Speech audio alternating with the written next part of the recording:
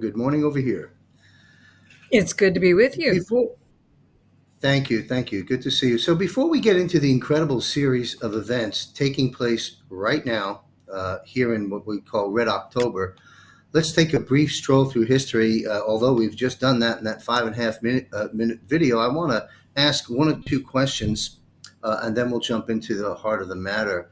Um, we're going to go back yesteryear. Where were you born and raised, and what type of experiences and inspirations did you have as a young girl growing up, or as a young adult, that led you to the path that you were on? What experiences or influences or inspirations that began way back then that put you on this incredible journey that you're still on? In a very small town, in a very small community, we had a farm. We still have a family farm in Nebraska, right off of the Lewis and Clark, um, the main road that goes all the way from Canada down to the Gulf of America. That road goes right by our farm. We're like 5 miles from that road in Nebraska, northeast Nebraska, Lewis and Clark Dam area. And I had a horse and communicated everything that I was concerned about with the horse. But as you noticed in the video, I was 4 years old. I was really upset. I just wanted to go back with God. And I'm marching in the meadow and I'm saying, they're really nice people, but they just don't get it. They're really nice people, but they just don't get it. And here we are today, not having any idea how that was going to form everything that took place after that. Now, I still went to college, did the things college people do. I went to university and did the things university people do. And I was a corporate director and did what those people do. And then I owned a corporation and then a hostile takeover. But God took my hand through all of it and revealed everything to me regarding all of it. And He never left me by the side of the road. And He gave me so many fabulous testimonies because He kept reminding me of Jonah and the whale. Remember, did you not tell me you'll do what I want you to do? And so He would show me that vision. And then 4 year olds all over the world were coloring that picture, bringing it to me at events. And the parents didn't even know how they brought it on a flat piece of paper to the events. So it's contacting so many families around the world that now are asking their children, what is God saying to you?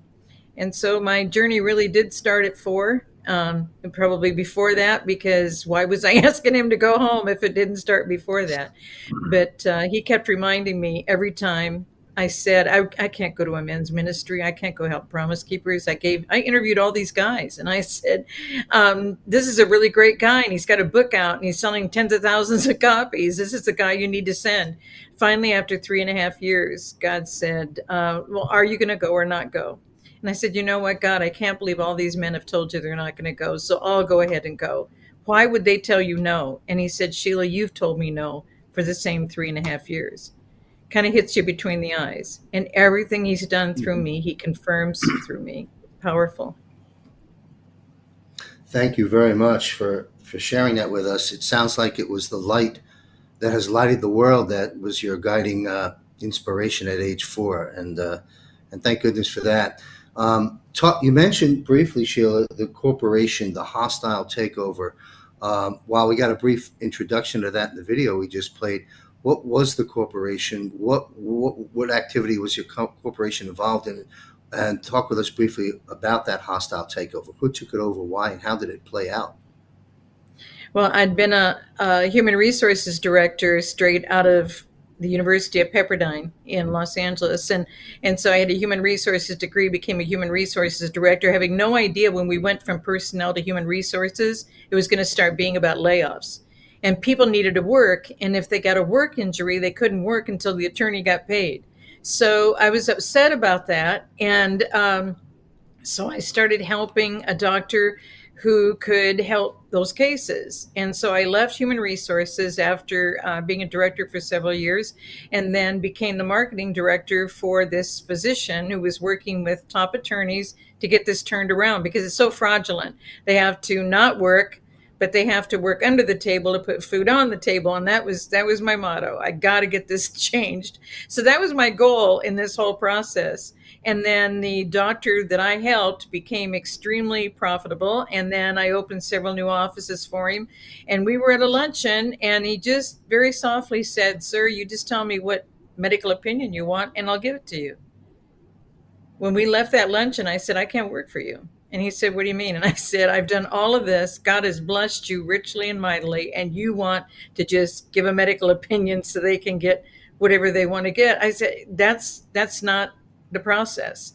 And so I left there, and then my attorneys, they didn't tell them I left there. So they started writing letters to the Small Business Administration. I was approved before I started my own medical legal evaluation process. But I had to figure the whole thing out because it was always doctors that did it. So I had to do practice management agreements to hire the doctors, because you can't split fees with doctors in California. So I learned all of that. We grew gangbusters. And then the hostile takeover, they were seizing my personal accounts and my business account. And remember, we used to have separate savings and loans. And so my savings account, my checking account, everything was being seized before I was even served. And so the whole thing was just a debacle. And then I took my first vacation in 10 years, happened to be in 91. And when I went on that vacation, I got stuck on the islands because of Desert Storm. I couldn't fly back to America.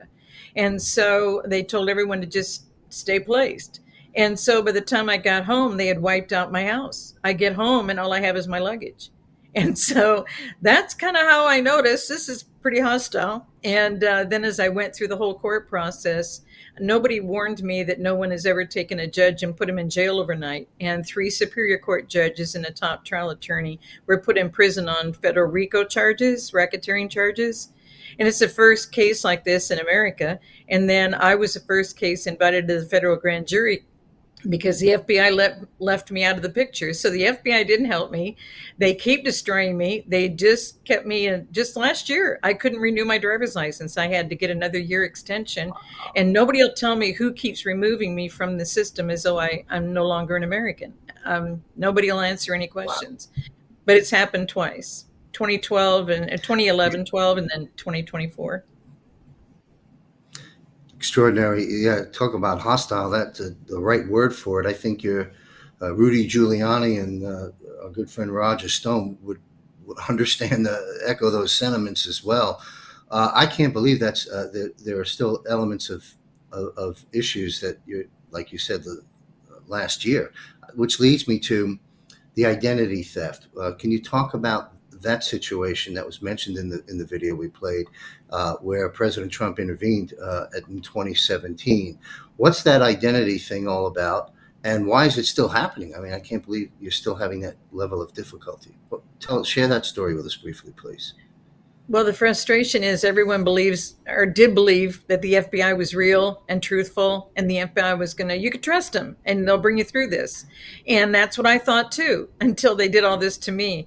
Every time they changed my number, they didn't just change a social security number. They had to change the driver's license number. They changed everything about my life. I had to get a different address. I had to come in and get another picture for DMV.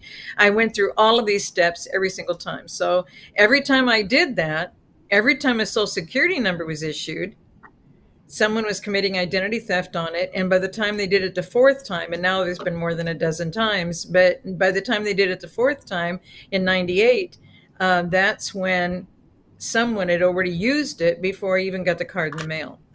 And so I proved all of this. And then from 98 to 2002, in those 5 years, reported in 2003, we had almost 30 million, 27.3 recorded crimes against identity theft with the Federal Trade Commission. And the FBI never told me to file any of my cases with the Federal Trade Commission. So I was documenting all this. I helped with the 1998 first law. And then when the second law came in, I did the whole thing. So I was communicating with the Senate Banking and Finance Committee by fax almost on a daily basis. Every time they had a hearing, I was saying, well, this is how they're getting away with it. This is what they're doing. This is where they get the documents. I was telling them everything. And then the Senate said, well, why don't you write the talking points memo for this one? I'd never written a talking points memo before. So I took the one out that I helped with in 98. But here's the root that is still going on to this day. Did you know that the FBI and the Secret Service were tasked with handling this? And the FBI knew they were all foreign nationals. They knew this and they wanted these laws. And so I'm writing the laws for foreign nationals. So I'll never forget the meeting. I looked at them and I said, we don't have to write laws for foreigners. The laws in this land, they either have to follow them. And they said, no, no, no.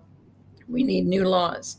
And then after the new laws came out, like when the 1998 law came out, there was no penal code till 2001. So I kept saying, why aren't you arresting them? And you'll see in my Nation Restoration book, I'm listing all these things. And there was a woman, big article. I met the investigative reporter. She found over 80 of her 100 people that got copies of her Social Security number and were using it. And when the police went to meet with the people, they said, oh, we just bought it at the swap meet, and they didn't even arrest him. We've never been arresting the illegals that are doing this to us. It's ruining our economy. The reason why we're targeted is that they come in to the county offices and my information was on my business license and my information was on my mortgage on my home. So what they do is your home address had to be reported for your business license with your Social Security number. And I went down there and you're not even there 10, 15 minutes. And you see guys just going letter by letter by letter, writing down all the Social Security numbers. And then they give them to somebody else and they're down in the property office and they're going through the deeds and finding where you're living and verifying because your address had to be on your business license for verification and your ID. And none of this was private at that point. And then what they had done for their practice round, they used the Social Security numbers of dead people. So they were going through the death certificates. And that's why so many people are getting Social Security now who've been dead for a long time. Now, when you die, when you get Social Security, they don't pay you for a couple months. When you die, you got to pay that month back. So we're doing that, but they're not killing the numbers. Just like when they moved me on, they said they killed the numbers. Here's the crime against me. They've never killed a number. So they're verifying all the numbers. And so I went to Social Security and I said, you can't, when you kill a number, you can't verify it because I can't go back to that number. I can only go forward with the new number. And you know what they told me? They said, we have to verify every number you've been issued. They changed the law after they started doing this to us for helping protect us, is what they said. Incredible. I jotted 3 questions I want to just ask on that before we move into a different subject. Why are you, personally yourself, obviously other people have been in a similar situation, but why are you such a threat? Who stands to lose or being exposed, by your words, your work, or your voice? Those judges and the attorney that were sentenced. And then before it was a federal case, I had to go through the economic fraud DA with the FBI. And it took me 5 more years to get him arrested in his office 3 years after the judges were sentenced. And then another 2 years to get him sentenced on felony fraud. And so because of being a voice in the justice system, there were 12 judges involved in the RICO. Wow. Only 3 went to prison. There were 7 law firms involved. There was only 1 attorney. And I think they were just doing a payback on him because he was awarded as the top trial attorney in the county the year before. And so in the economic fraud DA, it was the DA and all of the judges and all of these law firms that were helping get that DA felony expunged 12 months later. And his only sentence was to coach children for golf at La Jolla in a top academy, private academy. That was his penance for what he had done. Unbelievable. Well, you mentioned earlier that you've had a hiccup, for lack of a better word, on this situation as recent as a year ago. While Kash Patel was a lot more accessible to us prior to his appointment to the FBI director, perhaps change can be made. Do you have any inroads into Kash Patel? I mean, let's just ask the question straight out because he's the man in charge, the FBI at least. He has so much on his plate, and who can he trust? He did one miraculous thing. There's a wonderful man, Stephen Friend. And the way that I met him is that he knew about my books, and he knew about the fact, well, he did not know the fact of why it was happening. He just knew that people said Sheila Holmes explained it in her books. And so when he was speaking in coastal Georgia, just up above Tampa, they called me, and I had to race down there to be there in time to speak. And then when he sat and talked with me, he said, "What is it that you know about the FBI that I don't know?" And I said, "Well, when you were a whistleblower, you were saying the exact thing that was going on. So what you were saying is, you were saying everybody that gets promotions and gets raises, those are the guys that are actually not following the Constitution. I don't think you realize that on the back northwest corner of the FBI building, there's a plaque honoring the Knights of Pythias, which is the high nobles, the top of all the secret societies.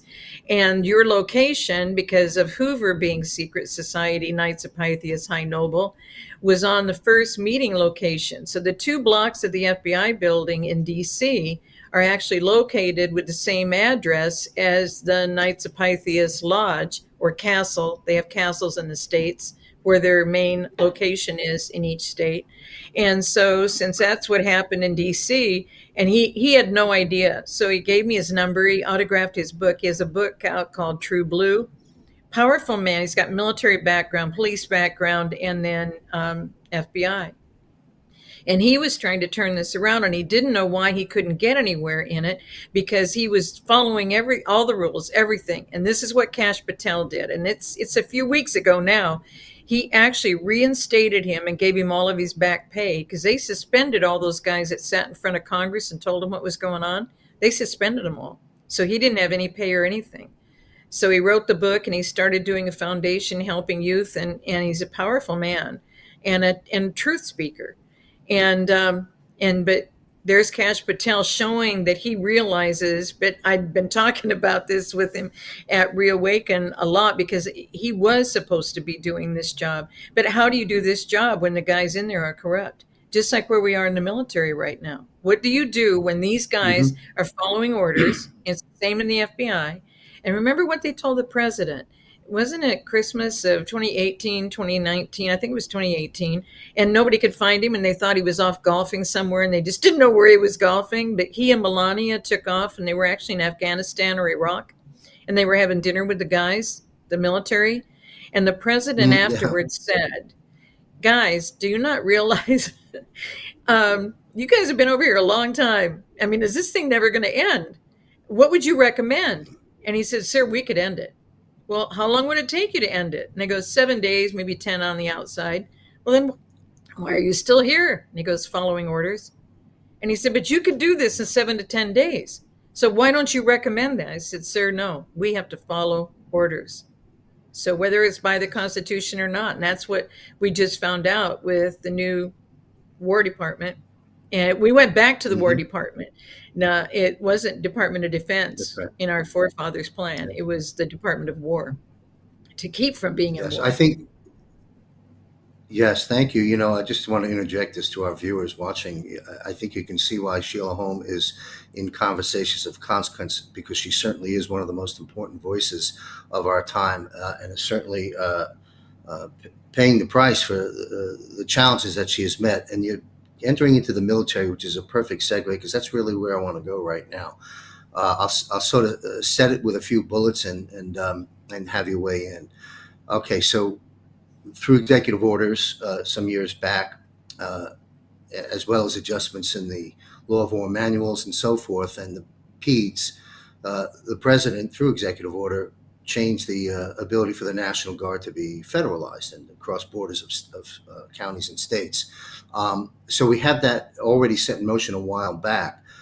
Just recently, a week or so ago, Commander-in-Chief President Donald Trump presumably gave the order to Pete Hegseth to convene the generals and admirals with virtually no notice upon command. And with why invoke the National Guard, because these are separate issues, is when you look at these two things, the convening of the generals and the admirals, and you look at the National Guard, that executive order years ago, we now see why that was drafted, because they're being deployed right now systematically throughout various cities and states. What's happening? I mean, connect the dots. What's the real big picture of what is going on with the uh, positioning and deployment of the National Guard? Let's break it down to two sections: the National Guard, and then discuss, if you will, please, the meeting that was convened with the generals and the admirals. What is that really all about? Well, there's several pieces to this, and I want people to know because they always ask me, "Did you serve in the military?" And I said no, but I'm on a lot of Zoom calls with military guys because of what I've dealt with in America. And God's had me focusing on America now. We traveled nationally, internationally together to see that the people who had nothing had everything. And then when He brought me back to America, I said, "Oh, can you please send someone to provide that here?" And so when I got stuck in Georgia beyond the first 3 weeks, and we only planned the exact 21 days together, I thought He was mad at me that I was still here.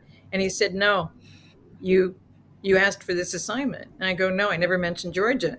And he goes, "Yes, you did. You said, will you please send someone to America to help the people in America understand how to operate with me," and then meaning the Father. And I said, "Oh, okay, so that's why I'm in Georgia." So I've been trying to get out ever since. But the military guys have noticed that a lot of what Americans are dealing with is under the same thing that I've been dealing with. And that's why people say, "I'm so sorry that God allowed so much horrible stuff to happen in your life." I've never thought of any of that. He gave me a great place to be for 12 years, and I didn't have a roof over my head for 12 years. And people go, "Why would that happen?" And I said, He had to show me the depth of where we are in this nation. So I don't want people to think from anything I'm sharing right now that I've been in the military, served in the military. I'm so honored to communicate with the guys in the military and what they've been going through and explaining the things, like to a Stephen friend or to people who were involved in writing a letter. There's a letter I shared with your team, and it's called the Military Accountability Letter.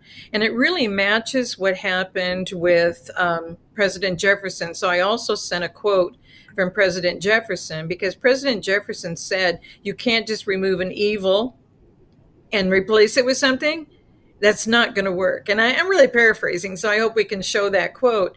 But the other thing that he did, remember when the Marines sing the hymn and it says, "On the shores of Tripoli."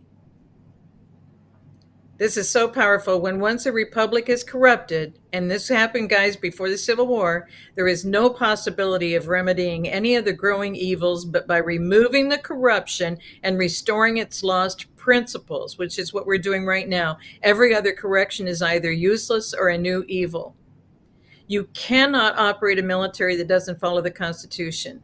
You cannot have a Congress that's not willing to take an oath to your Constitution. You cannot have Supreme Court justices, federal judges. We're finding this all across the country. They've not taken an oath to the Constitution.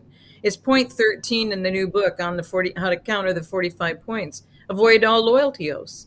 So they're not taking an oath to our Constitution. They shouldn't be serving. They think that they're protecting themselves from being charged with treason, but you're not protecting yourself if you don't take an oath to the nation that you say you're serving. Because you're in the chair, you're making decisions. Congress is making laws. People think Supreme Court made laws and lived their life as though what the Supreme Court says is a law. It's not a law. It's a separate division of our government. So what's happened now with the military, there's a military accountability letter in it, and I'm so grateful. This was sent to me by Scotty of Scotty Films. We've been working on getting the parents of the SEAL team guys together with the SEAL team guys that were then used as mercenaries. And so he sent this letter to me on January 1 of 2024. And even a lot of the military guys didn't know this letter ever existed. There was a core group of people, and they were not big leaders. They were not big decision makers in the military. It was just a combination of people at different levels in the military, and they got together and very privately and quietly committed to each other they were going to get this letter written. And the letter is so powerful. It's one page.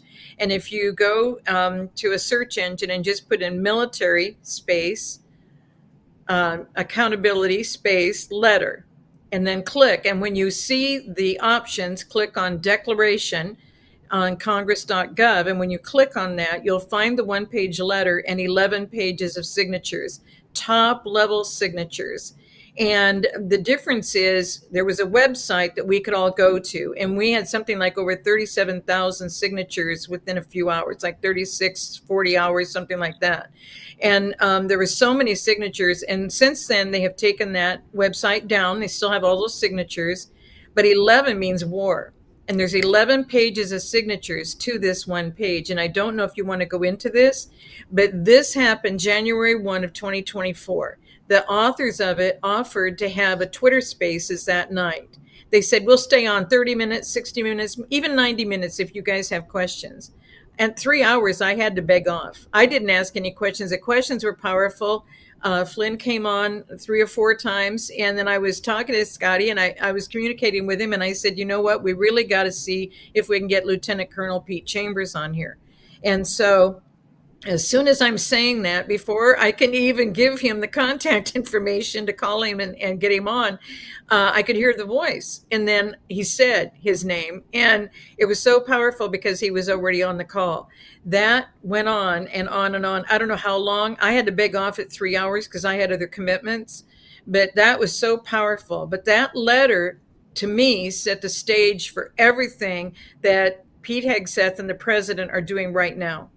Everything they're doing is to bring this military to the point of protecting Americans, of following the Constitution, of not fighting against Americans. And when you mentioned about National Guard and why they were oathed and everything that was happening long ago, they were flown into D.C., re-oathed to the Republic of our original Constitution, full commitment to our country, and then flown back home.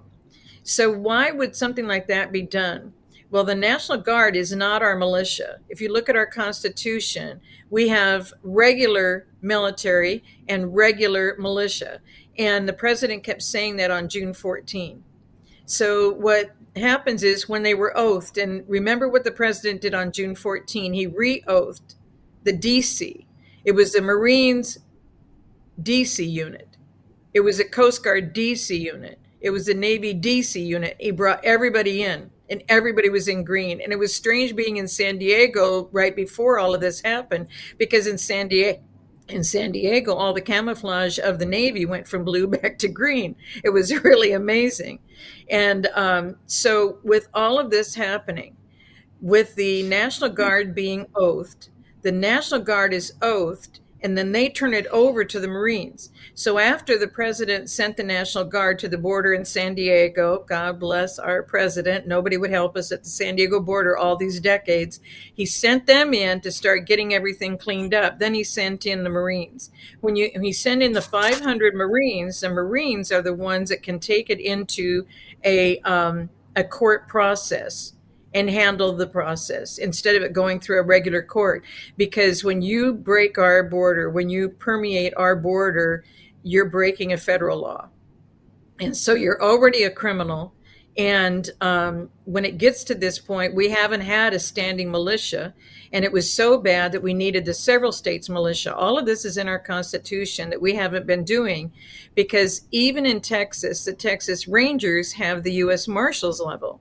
What did the governor do after Lieutenant Colonel Pete Chambers was sent from doing the National Guard and couldn't do anything at the border because it was the military-industrial complex? It was not the militia.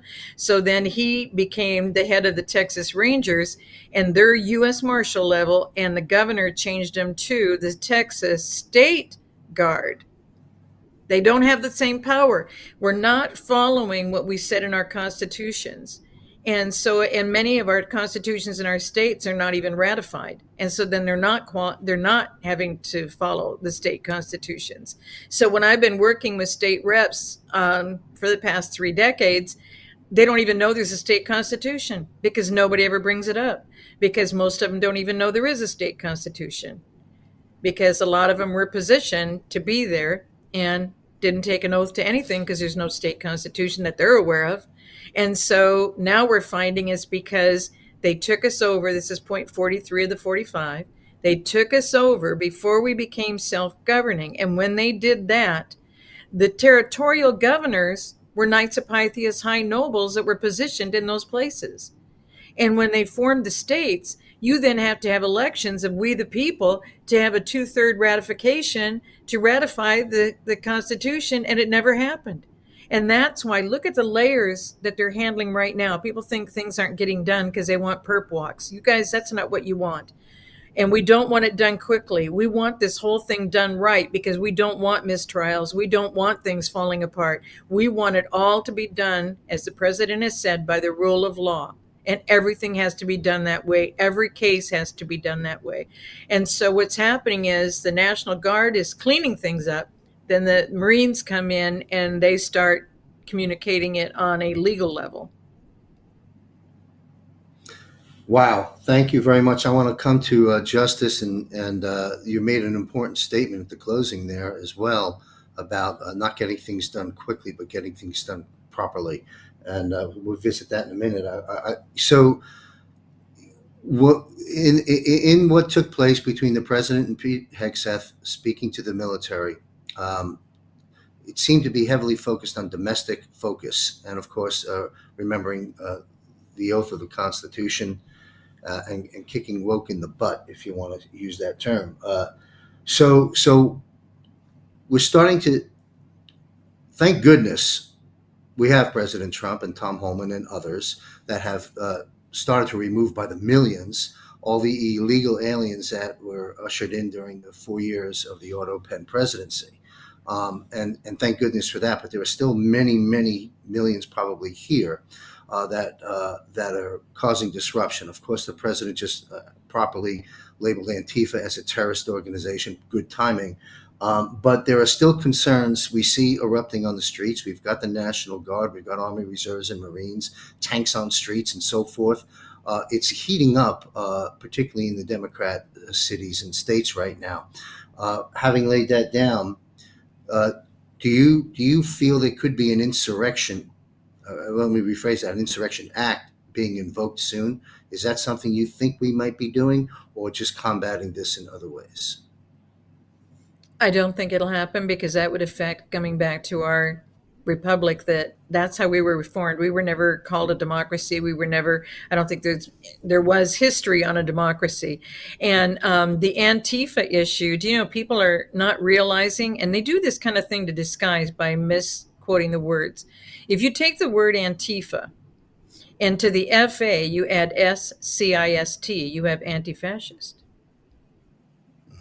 And so people don't realize that's what it was. And then Black Lives Matter, as though we don't think Black Lives Matter. I mean, and they throw this together and then start mantras going on, and they have college students protesting and fighting for it that we found out later were paid and given good grades if they were getting all these protests, no matter what would happen to them.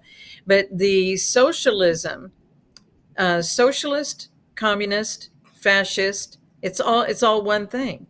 But they flipped it on young people by telling them the anti-fascist is a Charlie Kirk. Anti-fascist is President Trump. Anti-fascist is the fascist people are Trump.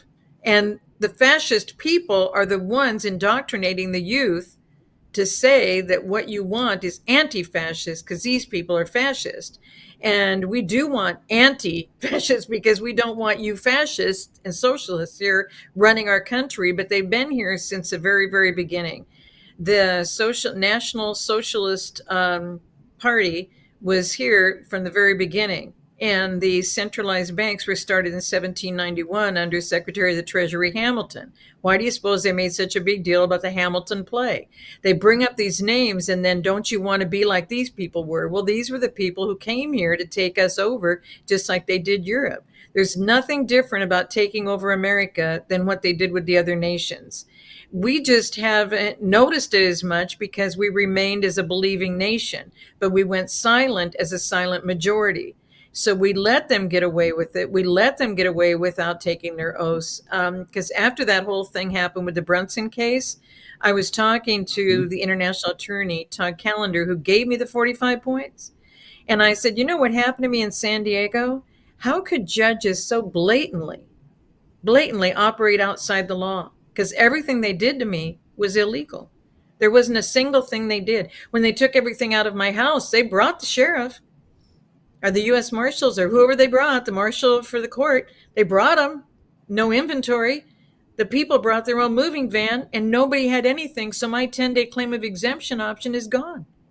I can't do anything about my banks because I didn't have a court case to go and fight against it. See what I mean? Everything they did to me was against the law. So what if our judges aren't taking an oath? And he actually filed a federal case on the judges because the federal judges haven't taken their oaths. The ones in D.C. that were taking out and expanding all these cases against J6ers, none of them did. And the other thing they've done against us, and this is so horrific, what they did with identity theft. Did you know that none of us are victims? The victims were the banks and the insurance companies, and they have insurance on their losses. So the lenders, the bankers, everybody has insurance, and so there go our rates, go way up on insurance. What happened with J6? Did you know they weren't, they said we were witnesses, and we don't witness anything because it happened in the underbelly of the credit bureau system. I've proven all of this. It's in my Nation Restoration book. And so then when J6 came along, the reason why I brought those guys out on interviews is that it's the same thing. Did you know they were never the victims? They were witnesses, but they were witnesses that participated. They were physically there and participated, so that's why they said they broke the law. But the victims were D.C. residents. How were the D.C. residents victims when they were either at work or at home? The D.C. residents were not evident at the event as victims and never identified as any victims on site. So they've changed all of this, and we haven't stayed on top of it. There's a wonderful scripture, and that's in the new book. It's the only time I've ever put the whole chapter in. It's in Titus 1. And what was said was, you've got to always have 2 elders in every part of your community. And that's why I've told people, commissioners, city managers in your city and your county, even from your small villages and towns and cities, because Bonaparte, the great nephew of Napoleon, became our attorney general, put in special agents. This is in point 30 in the FBI chapter. And when he did all of that, he did a national municipality league. And what that did was put a corporate structure over every village. That's why they have a trustee board. They've got a corporation, town, city, county, and state. So that's operating over our local government. And it has been from the very beginning of our country. So that's why Flynn was saying you've got to do something local, because if you don't know the character and the understanding of these people, but we're to put 2 elders in every single area so that absolutely nobody can keep deceiving our people, because you will not let them deceive the people, and you will not deceive the people, and you will not get involved in grift. That's the whole thing that whole chapter is about. That's how you do it so that this doesn't turn into something like this. And the Pilgrims brought all of this truth to us. And the Faith Monument, you mentioned the other items that I've talked about, the guide stones and the Soldier Monument. The Faith Monument has the 4 pillars, how to raise a child in the way you should go. And if you know that and you are on the right structure, this will not be able to come back. And that's what we've got to build and provide and train the people in. Because if we don't change, this will swing right back in 50 to 100 years, even if we think it's all cleaned up. The layers have permeated everything. The enemy is everywhere. This brings a whole deeper level and meaning to draining the swamp. The swamp is, you've raised issues that are not on the forefront of swamp draining. This is extensive, and that validates your point earlier. It's got to be done right. And in my opinion, by and large, it is being done right now. And that leads me to Dr. Jan Halper Hayes, who has confirmed publicly for some years now things that folks like me and many others were saying many, many years ago about 1871, the United States being a corporation versus a constitutional republic, the war debts, Lincoln, etc. From that viewpoint, from those facts, we saw the president some years ago demonstrate through his motions and so forth with the Queen, symbolic of the 1871 agreement being over, if you will. And then we saw the president very recently do pretty much similar, in fact, even more grand scale with Melania, of course, the First Lady in the UK with the King. From a 40,000-foot view, because there's a lot you could dive in there, what's actually, just for our viewers, what's taking place, those that are wondering what we're talking about with 1871, what is taking place with the president's moves with the Queen and now the King? What change is underway? What just happened? Well, when he was just in England, it was confirmed. When he was there in 2017, a lot of people didn't see because they aren't showing the beginning of that video. She took her white gloves off, laid them over her left wrist, and surrendered. And so, because they had been beholden, they were, the king and queens were through all time, from King George III, when all this was set up against us during before the Revolutionary War, during the Revolutionary War. They didn't take him out till 1820, after the 1812 war, when we were still fighting for our land. People don't understand. It wasn't over. We've never been independent. We've never been free, and we've never had this as our land. We're in the same problem as Israel. We're both corporations registered there. And so that's why the president just now has been saying the state of Israel. It's state of Israel, comma, INC. And they're registered in, it's not the family, it's not the tribes, it's not any of that. It's that corporation that was established in 1948. And we got involved in it in America. We got involved in setting up that corporation. So exactly what you're saying is exactly what has happened. With us, it was way before 1871. We've never been free, and we've always been under their control. And the centralized banks started in 1791, and by 1792, they were all the way from New York. Well, they started in Philadelphia, where the Liberty Bell is. We didn't have liberty, and we haven't had freedom. And then went all the way down to Savannah, Georgia by 1792. And then they put them across the country to other areas, not just the coastal area, by 1805. They had several. None of this is new. None of this is new. And that's why the Civil War, and they knew with the Civil War, they couldn't get beyond this.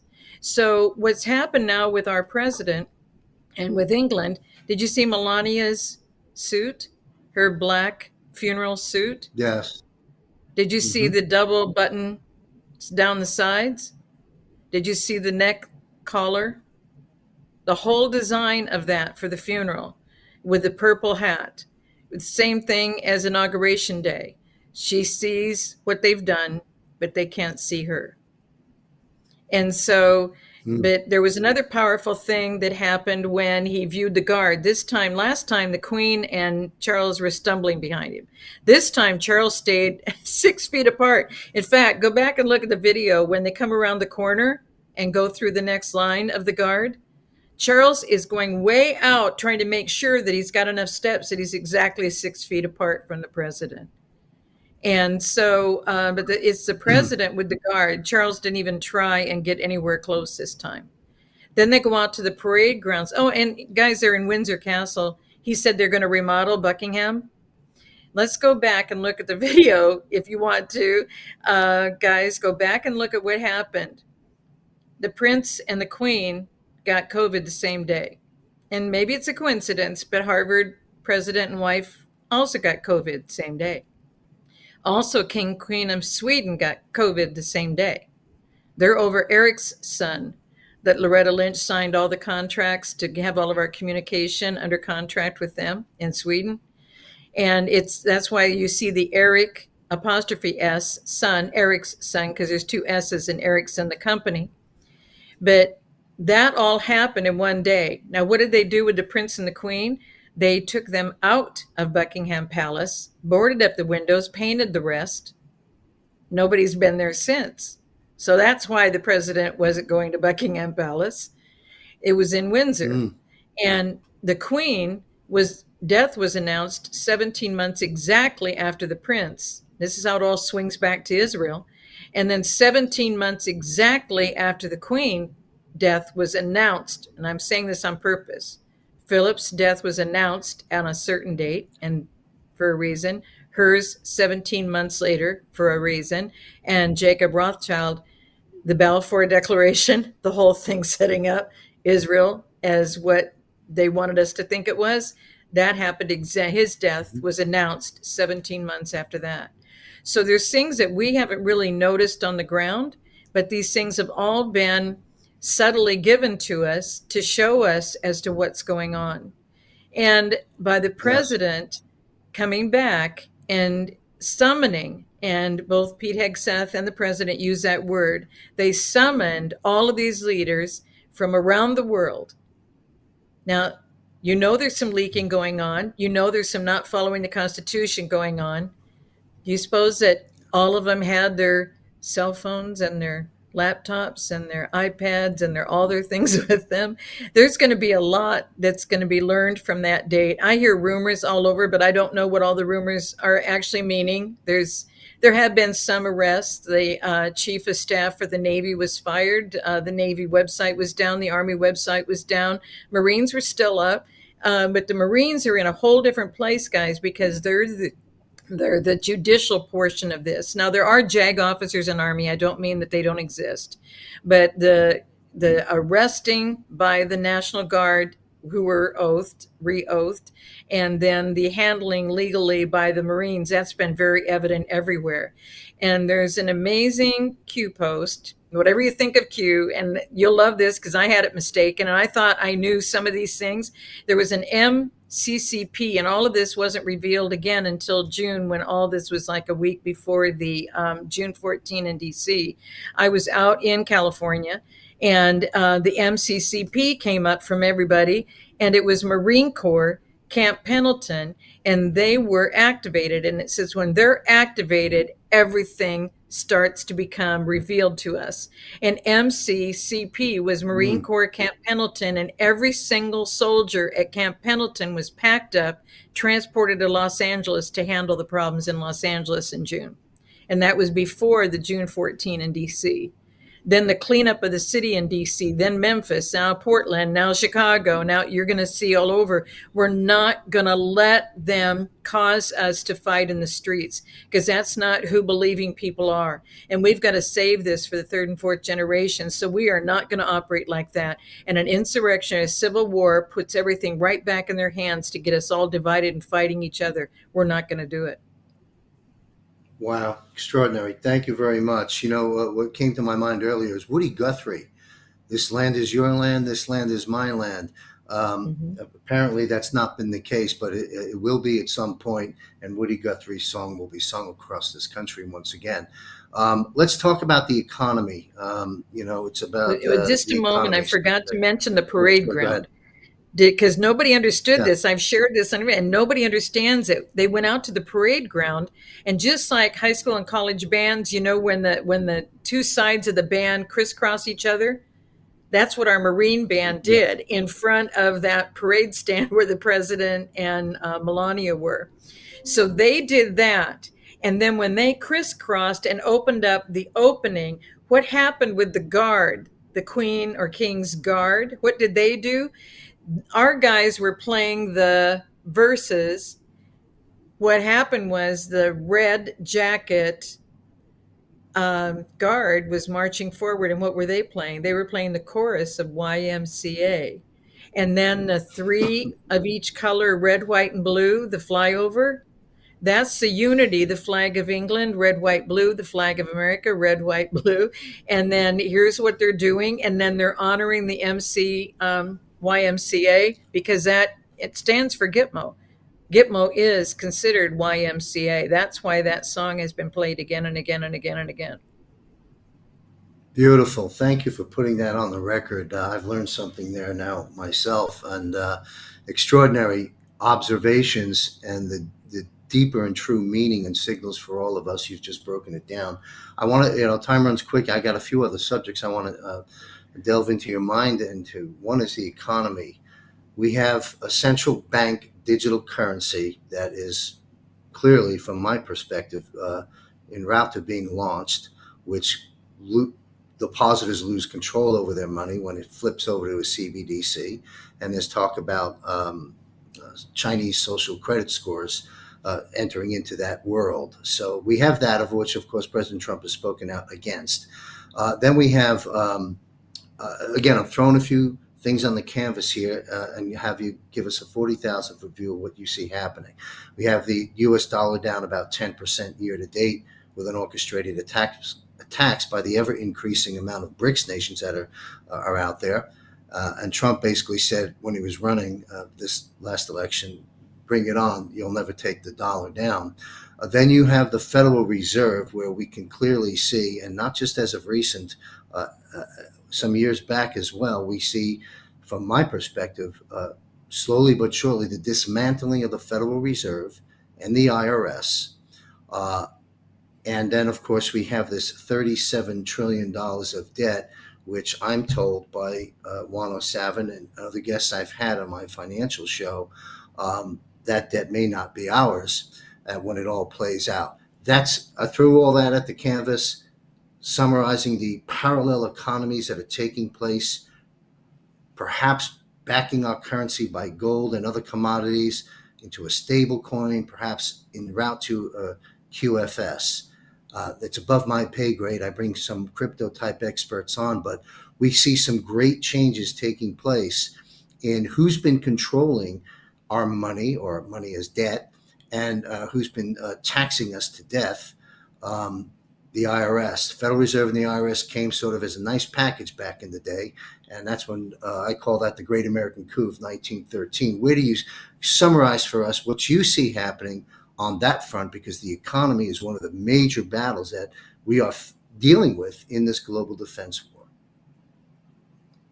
Okay, what they've done is operate against the Constitution. So the simple answer, and I've reviewed this with constitutional attorneys, including Edwin Vieira, who's been a Supreme Court attorney, and he's bar approved DC, bar approved Supreme Court, major professor at many locations on demand as a constitutional attorney. And he said the same thing when I explained to him what I said.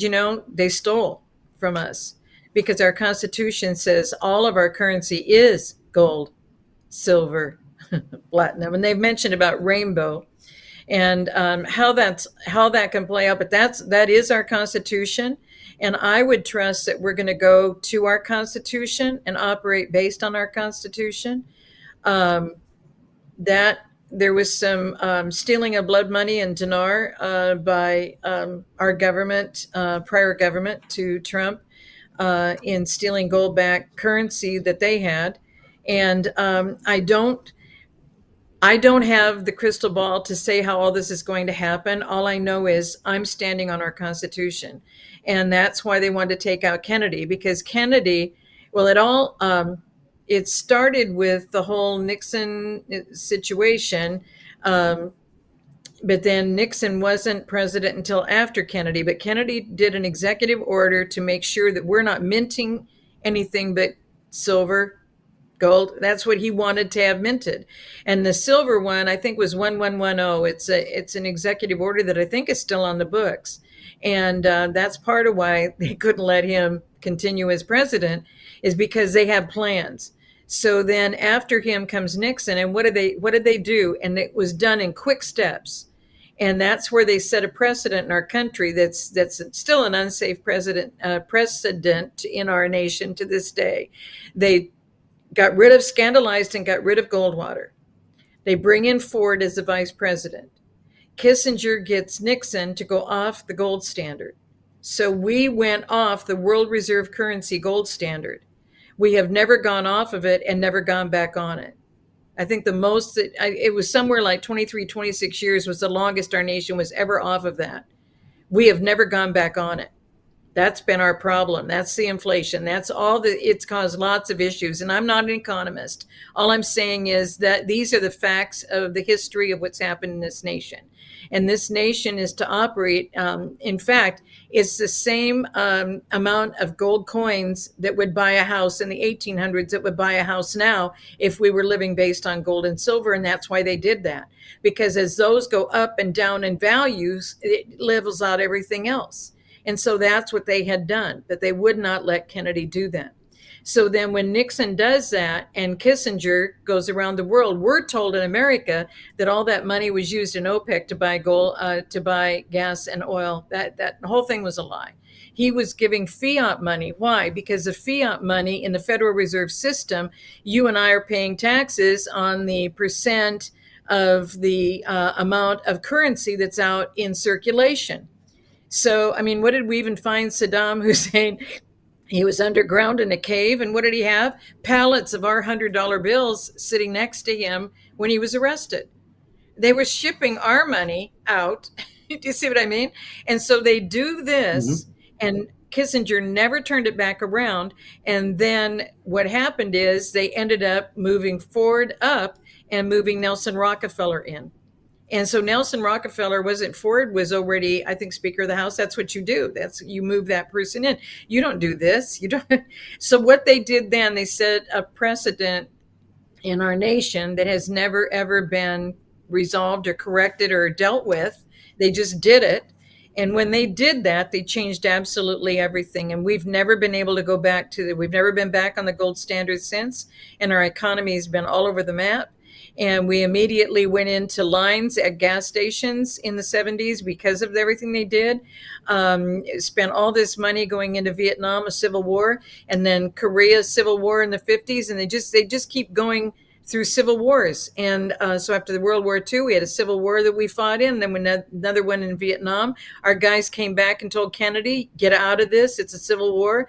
And they decided they had to get rid of Kennedy to get us back in the Civil War. This whole thing has been manipulated, and Kennedy tried to get it back on track. And Nixon never would have done, I don't think, anything that he did except with the advice of Kissinger, because everyone felt he was an amazing international advisor to the president. He didn't have a good plan for America the whole time. In fact, I put his plan to let the UN troops come in and take us over. That plan is on page like 313, 314 in the new book. This whole thing was done against us, and I think it's been affecting our economy ever since, because never in the history of America even have we had housing prices go up and up and up and up. There's a pendulum swing. Things even out. Nothing's been evening out since they've been heading us to our demise. Yeah, well said. Yeah, it's that leads me to this. President Trump, of course, is the law and order president. He's a president of peace, and he is a president of restoring our constitutional republic, giving us back our country, as he stated in the first inauguration address of 2016. Which, so with that in mind, and we see the moves and incredible things that this administration is doing en route to the restoration of our freedom, it would only stand to reason he's going to restore constitutional money. Congress, the Constitution states, I'm paraphrasing, I think it's Article 1, I'm not sure where it is, but it's only Congress shall have the power to issue and control the value of our money in weights and measures, and of course weights and measures representing the amount of silver and gold to back the currency. As you stated, we've been off that system. It would stand to reason if Trump is going to restore a constitutional republic, he cannot completely do that without returning the issuing power and value of our currency constitutionally. That leads me to this. A lot of the debt that we have, this 37 trillion federal debt, is it really ours? Is it all based on fraud? We hear in our podcaster circles about repatriation of wealth coming back to the American people for what has been stolen from us over these decades, and so. Yeah, I don't want to throw a few other pieces out there. Maybe I do. Yeah, you've got the repatriation of gold from the Vatican and other places. They floated out there for a little while during the Doge days about auditing Fort Knox and these sort of things. So there's a lot of, I'll call it high-level chatter on something incredibly important, the restoration of sound money. Do you believe? Oh, and one last piece. I interviewed, I think it's Lieutenant Colonel Tom Lennox, who at one point in his incredible service to this nation, military, was also a comptroller at the Department of Defense.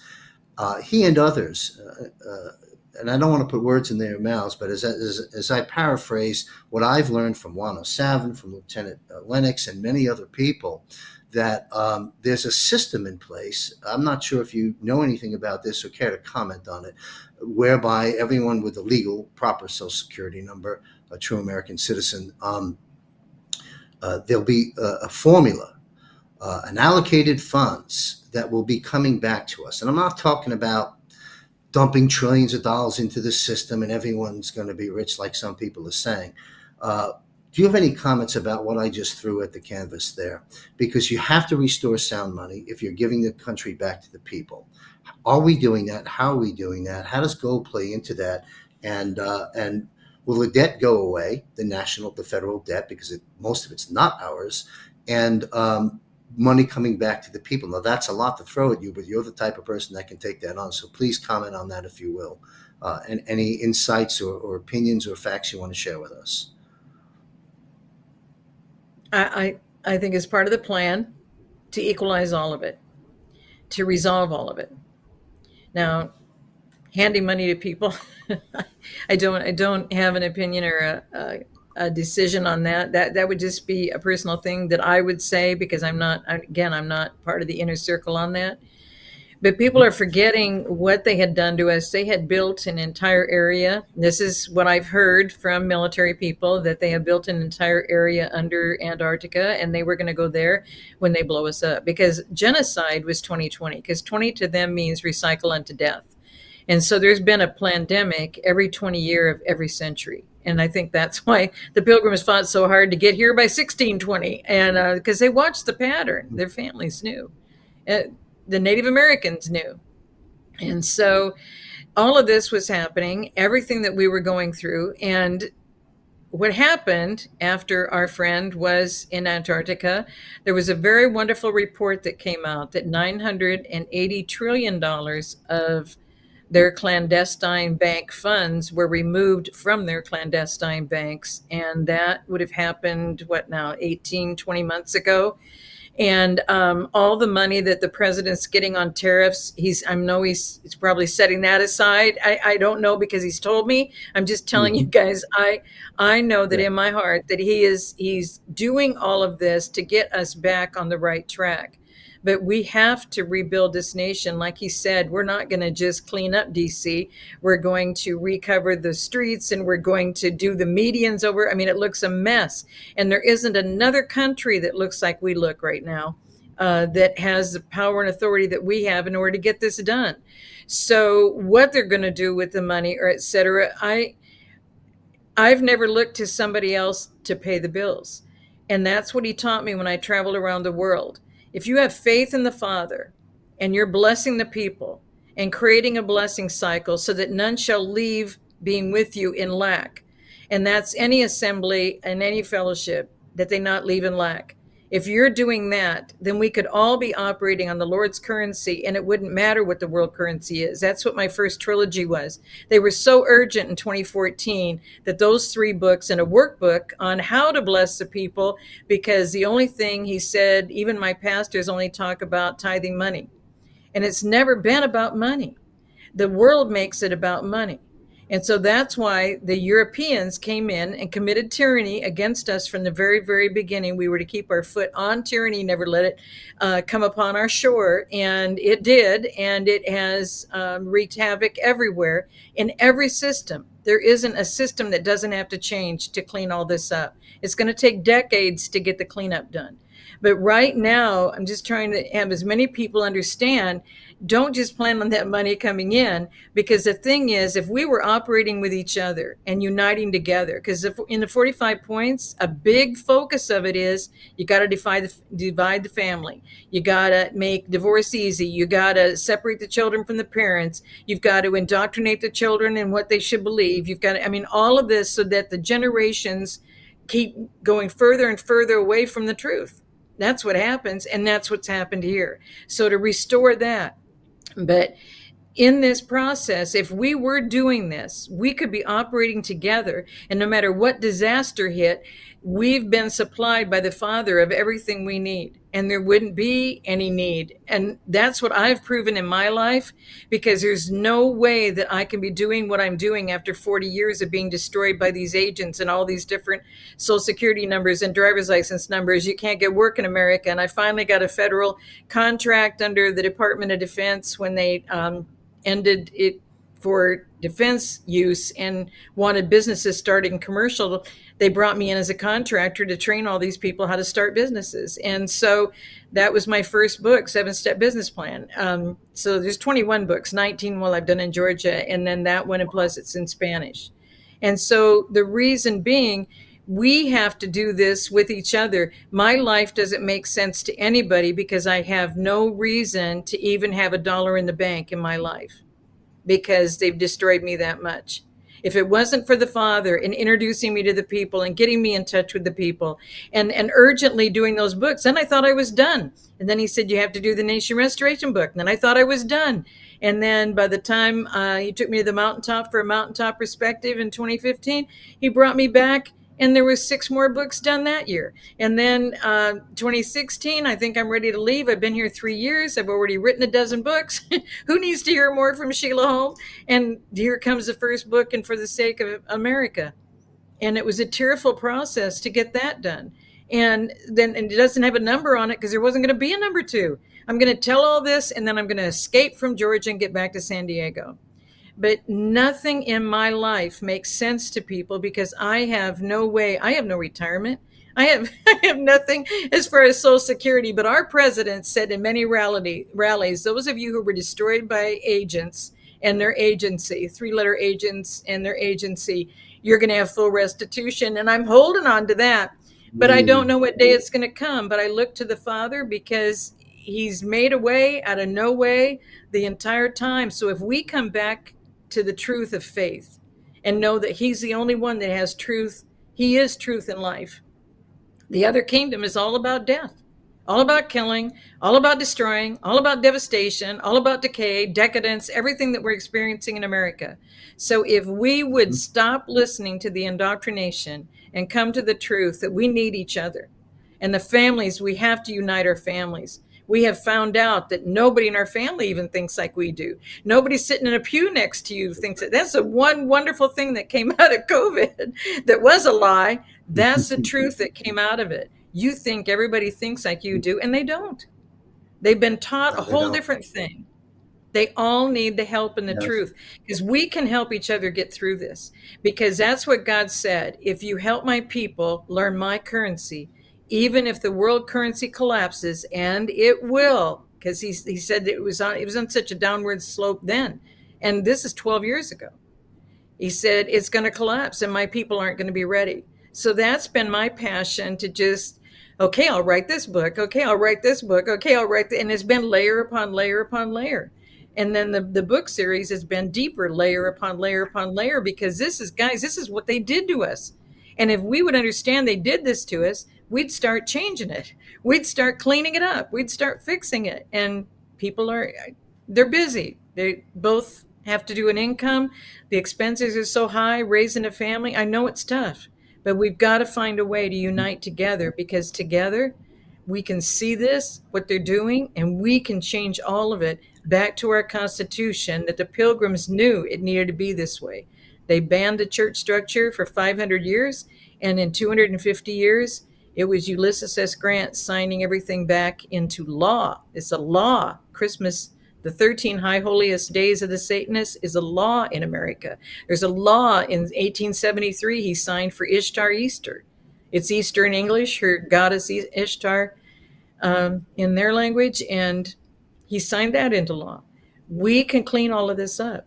And leaving it thinking the president's going to fix your life, that's where we have to stop that, because we can turn all this around.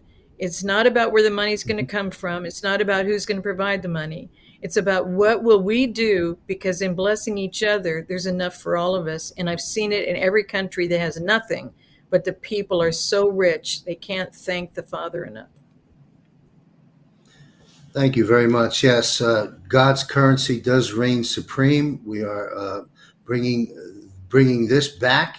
And also, I would comment, you mentioned the president at the rally, so forth, stating what he stated in terms of repatriation, or those that have been wronged in the system will be fixed. And you know this very well, Sheila.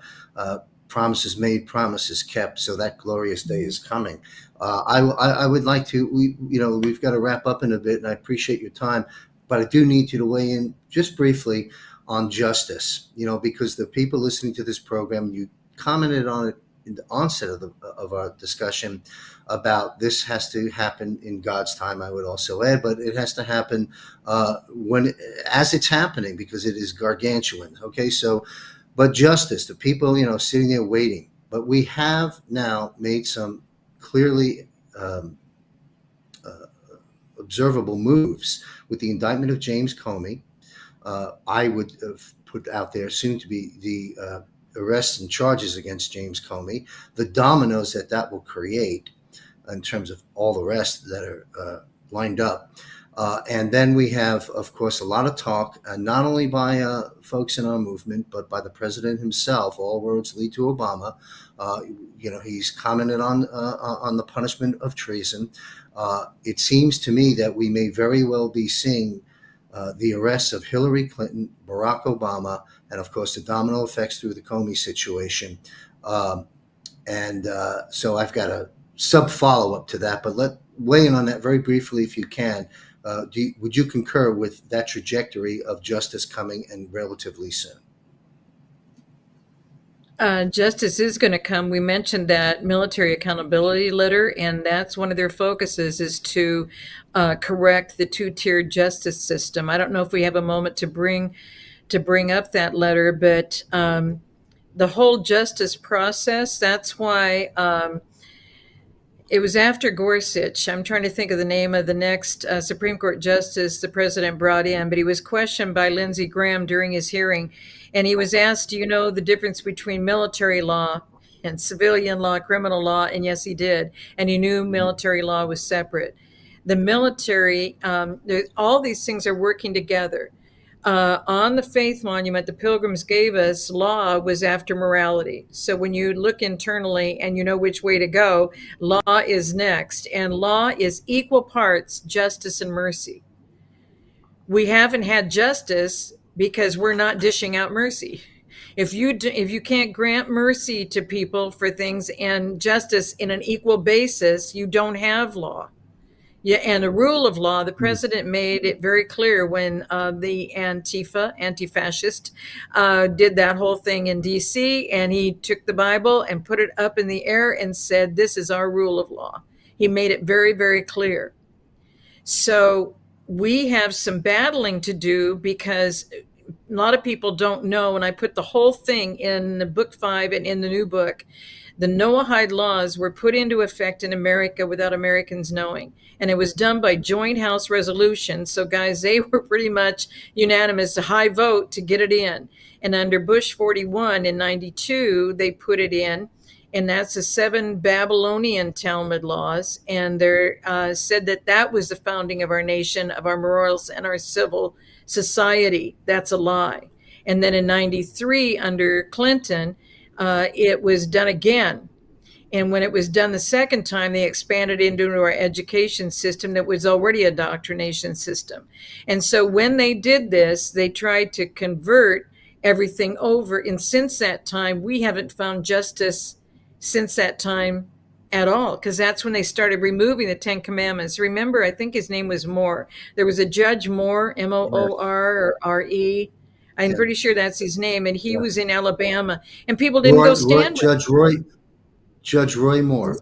Correct. Roy Moore. Thank you. That judge fought to keep that 10 Commandments in his courtroom, and they wouldn't let him. So he made them leave it outside. So it's in my book. And next to it, I have the ancient Paleo-Hebrew where the Cherokee etched into stone. And I have the one for New Mexico in my books. There's several across our country, because they never wanted anyone to forget the 10 Commandments, stay with the 10 Commandments. And so now they're trying to put 10 Commandments in our classrooms and everything.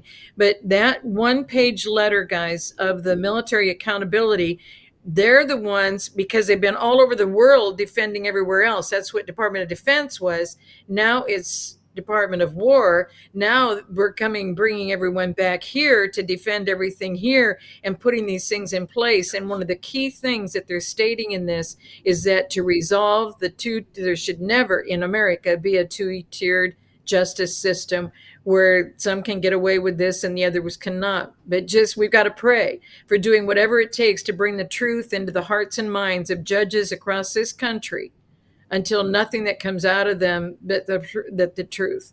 Because there are no versions of the truth. There's only the truth, or it's not the truth. There's no version. People have tried to tell me, well, I think this way. I said, that's fine, but it's not the truth. You got to come to the truth. And that's what we're missing in this country. But I absolutely agree but God, the evil is everywhere. You see the names of these people, but these people are important names to us because we kept hearing these names. But they're not the puppet masters. Epstein was never the puppet master. Ghislaine was his puppet master, but she wasn't her own puppet master. She wasn't at the top. We don't even know the names of the people at the top and what our military guys are fighting in this hour.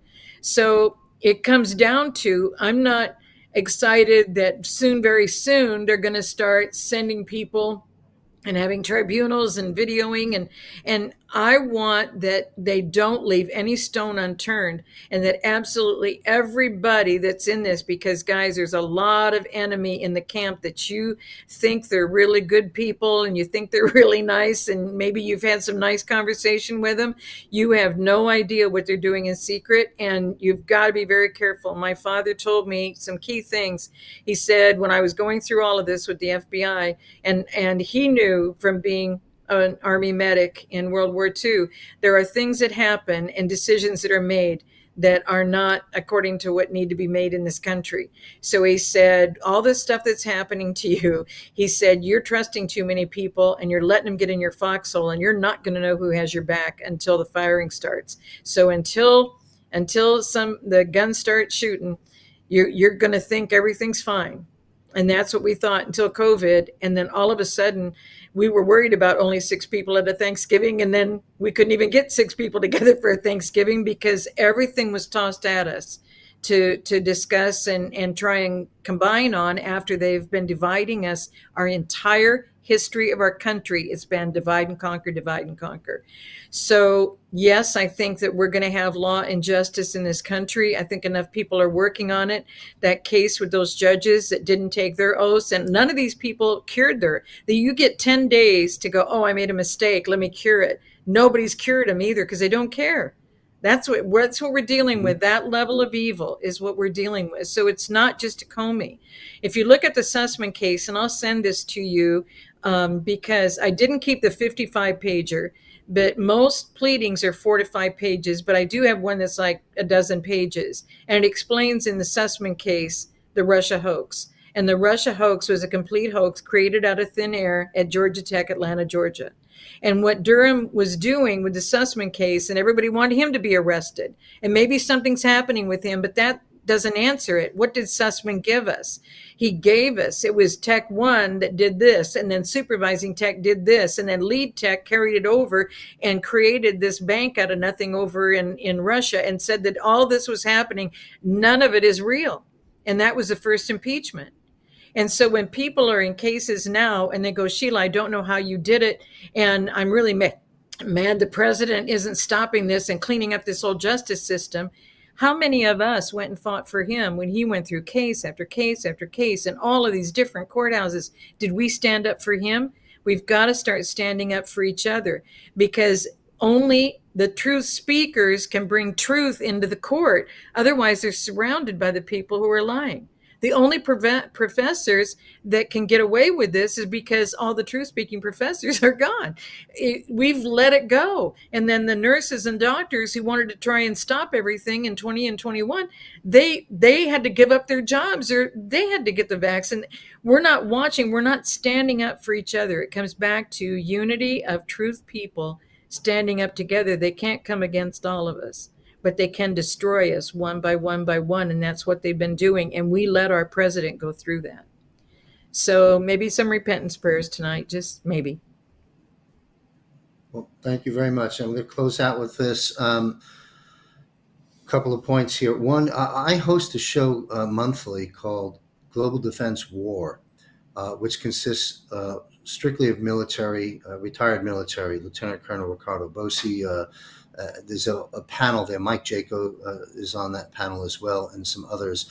We typically have a fifth seat that is revolving. We have our core panel of four, and then we bring in different people on the fifth seat, if you will, to get other perspectives. And what we do in that broadcast monthly is we weigh in on, have them weigh in on the events that are occurring, because we're reaching a point where all eyes are going to be on Gitmo. And to that point, I launched a new show just last month, premiere show with 107, retired Brigadier General Blaine Holt, and retired Lieutenant Colonel Matt Mack. And then there'll be a fourth seat there that will revolve. And that show covers Eyes on Gitmo, because there's a media center there now, and Gitmo's been quite active and is going to start to be revealed to the public. So we're moving to a very different stage, and a good stage in this war, as we're discussing justice. But back to the Global Defense War panel, I think we've got 6 months under our belt right now. It strictly is a military panel, but I am the producer and host of the show, so I kind of call it as it is. Someone like yourself, with your extensive knowledge, I would like to invite you, if you are interested in being the fifth seat, perhaps next month or the next month, whatever space is available in our show and with your schedule. And I would certainly inform the panel, because you're not military and you're not an economist, and I understand all of that, but your wealth of knowledge, your breadth of knowledge on these subjects, I think would be very valuable, perhaps to visit us once or twice a year on the Global Defense War panel. And I'll put the disclaimer there, of course, that you're not military. Would you entertain that thought? I would be honored. I've lived I've lived all of this. People go, how can you talk about the justice system? I've been under the underbelly of the justice system, the financial system, all of it, and the destruction of it. And I've only been able to take God's hand and come through it. There hasn't been another way, because nobody wanted to help me. How could you be fighting the FBI, Sheila? Everybody trusts the FBI. This is back in the 90s and the 2000s, and this has been going on since 92 was my second Social Security number that they did. And then it was every few months. I have 25 pages of ID documents, individual ID documents, like driver's license, Social Security, just 25 pages of that, when all of that was filed in 2017. And I've had more documents since. I mean, it's just, that's what, so I would be absolutely honored. Anything I could contribute, anything that would help. Well, thank you, Sandy. That would be a major honor. Well, thank you very much. I will comb through the process properly with our panel in advance, and Sandy will coordinate the details. Before we wrap up, my last question: what does the president, back in pre-election victory of 2024, stated that there'll be a golden age? And of course, I quickly bought the website, the domain name, the Golden Age of America, which I'll be launching next year. But what does the golden age mean to you? And yeah, I mean, it means a lot of different things to a lot of different people, but it seems to me that we're moving towards the dawning of a golden age. I mean, President Trump has stopped 7 or 8 wars and conflicts, and he's not finished. To me, that's the beginning of the golden age. I mean, I'm 67 years old. I've been here through from watched JFK get assassinated all the way up through recent events, and I've never lived a day in my life without war. A world without war is, to me, the beginning of signs of a golden age. But what does golden age mean to you? And in your mind's eye, how do you see, what do you see America looking like in, let's say, July of 2026? Well, the 1 year birthday party, we're supposed to already be in it now, because that'll be our 250. We had it. People forget about the gay 90s in the 1800s. They forget about that families would go down the road together, picnic together, have the time together.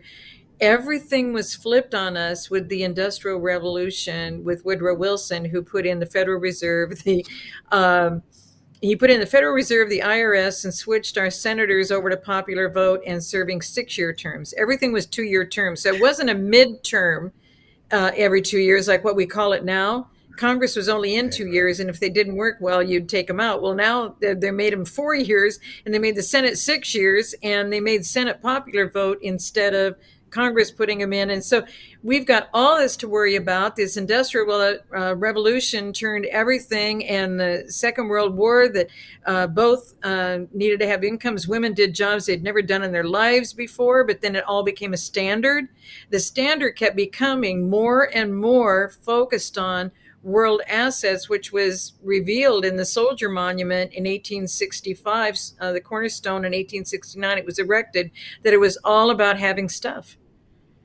And this nation enjoyed life and enjoyed things, and they didn't even have cars to get around. I mean, I covered the first, because I like cars, and I'm a rally driver, high-speed mountain route, and they had a sports car event in California in 1907, but it didn't have a steering process. So they would be going on the track, but they'd have to try and get it around that curve and then go really fast and then get it around the next curve. They were like big go-karts in 1907. I mean, we don't realize how far we have come, but has it been a good direction? I think what he's offering is, let's come back to the truth. Let's come back to families being families. Let's come back to the parents schooling the children and the grandparents being the mentors. To me, that's what I see, is us coming back to the truth of how we were going to be able to live on this land. That's why I think there's two things in what you were saying about the economy. One is we're going to have a golden age because of everything he's bringing in and the industry he's bringing in and everything else, and that the incomes are going to be good again. And the other thing is, we've got to look at what we're doing with all of these unions that are socialist, anti-fascist, Antifa. All of this is all coordinated against us. Once we clear all of this and we clear the people who are killing our people in the streets, in the cities, this wasn't happening then either. So that golden age and the gay 90s and the creativity and all the beautiful music of the Coens and everything, it was just such a beautiful flow to their lives.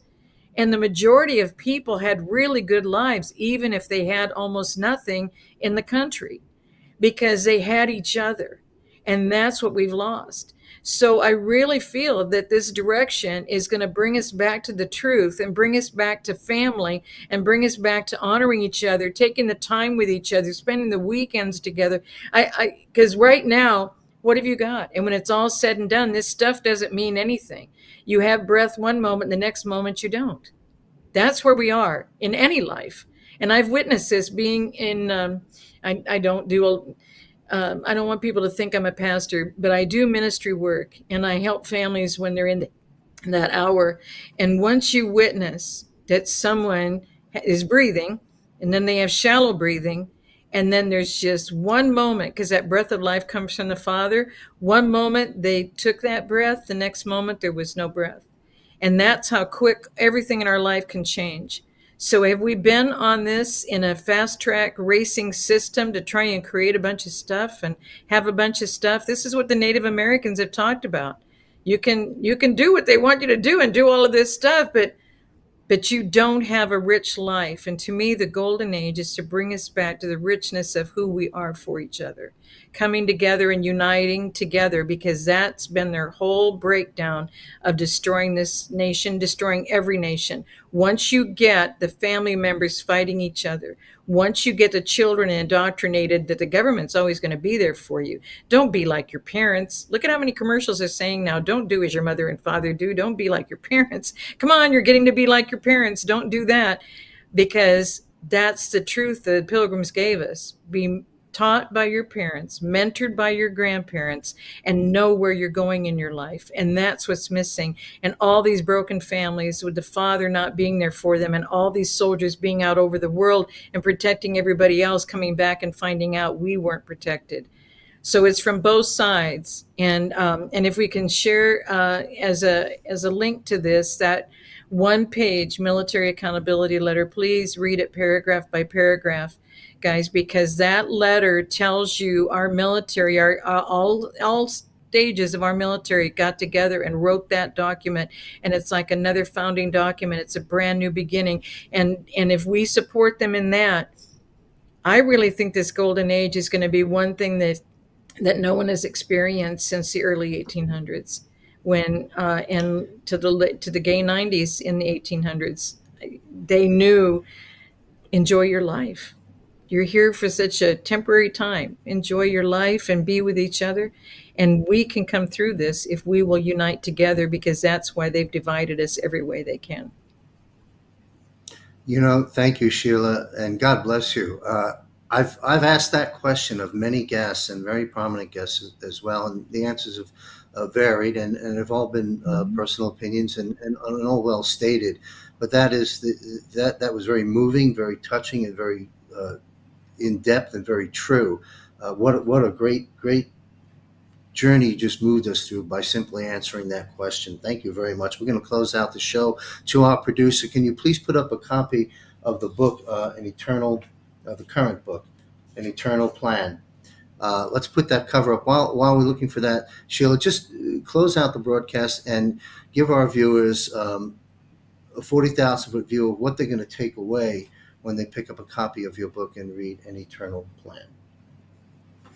Well, it takes us back to the Pilgrim. We all of the things you've been hearing from the president, I was sending information in, and he's been quoting the experience of getting our canal back the way it should be. That's point 44, because when they said they gave it back to them, nobody owned it but us.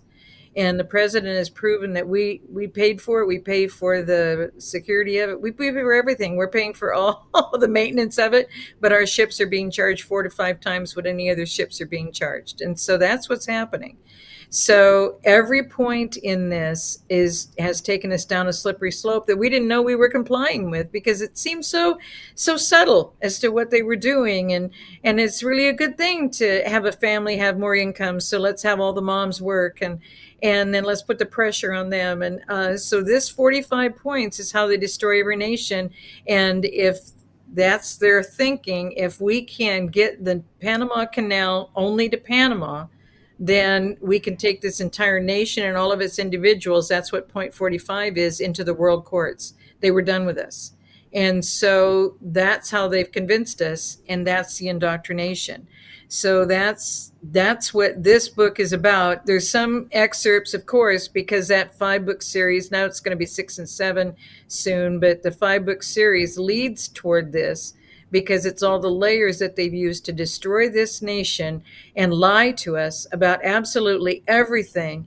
And that's what CIA Director Casey said in 1981. He was director 6 years. Hardly anybody was 6 years. Some were only 6 months, including Bush 41 president. Was a CIA director. So when he was in his first comments in 81, we've got to tell the people in America lies until everything has to be false, so that everything they believe is a lie, so that all they know is what's a lie. And that's why they can attack all the truth speakers. So that's the goal of this, and they've been able to accomplish it. And they take them out, or as the FBI told me in 2012 when I found out I was erased the first time, we just want to know, how are you coming through all this and not committing suicide?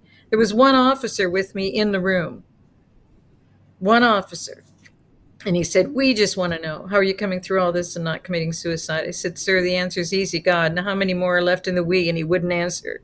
But I said, the judges are gone, and some of their family members are in, but you guys have to retire at 53 is what they told me, and my guys are gone. So who else is in this that wants to destroy my life? And they will not answer. So guys, we're in this to be in this with each other. And we can counter these 45 points and get this nation back on track. And it is up to we the people in order to form a more perfect union. That's our job. Absolutely. So well said again. As you mentioned earlier, General Flynn, local action, national impact.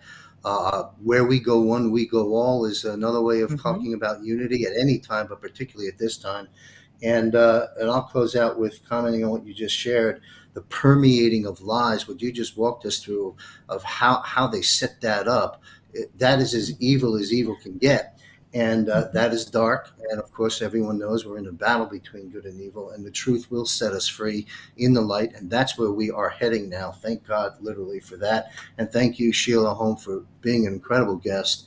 And again, I'll say this to our audience. You can see why SHEILA is in Conversations of Consequence as one of the most important voices among many important